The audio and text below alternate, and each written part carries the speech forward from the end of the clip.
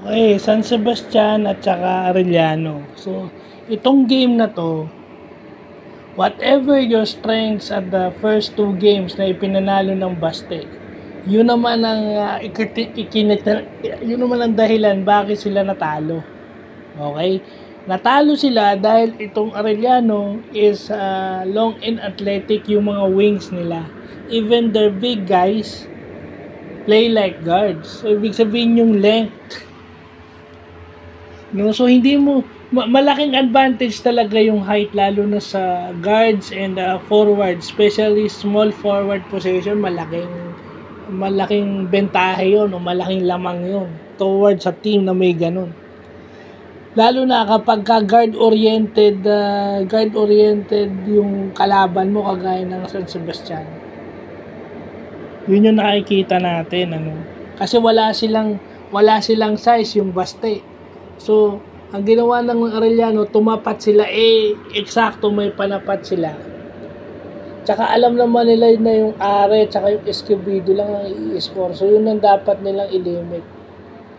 At hindi naging, yung impact niya, hindi nalimitahan itong mga guards nila. At tsaka, yun na nga, dapat, pag maglalaro ka ng depensa, active feet, hindi active hands. Kasi pag active hands ka,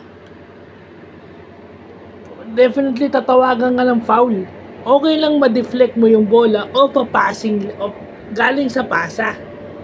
Hindi ka dapat laging gagambol na ang player nagdi-dribble, susundutan mo. Hindi. Pag galing sa pasa, i-deflect mo yung bola. Kasi chances are, tatawag yung referee, pipito yan.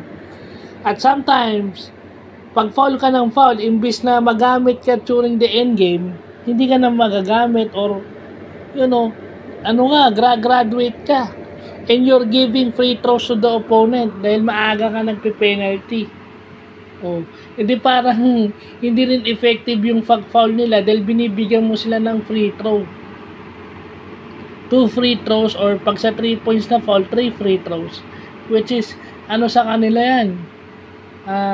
Kumbaga regalo. Diba? Yun din dapat yun, active feet, hindi active hands. Active kayong dumepensa with your feet, your lateral movement, your deflection would only come on the passing lane. Hindi dun sa, siguro pag naka-expose yung bola, at may chance ako kumapit, na-expose yung bola, siguro pwede. Pero sasabihin mo na,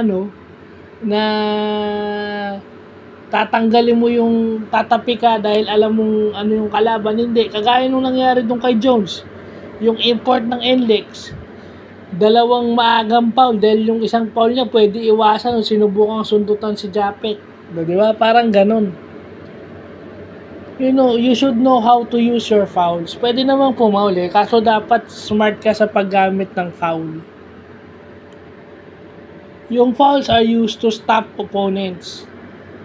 Pero yung yung reckless abandonment ka ng foul, it's to your disadvantage.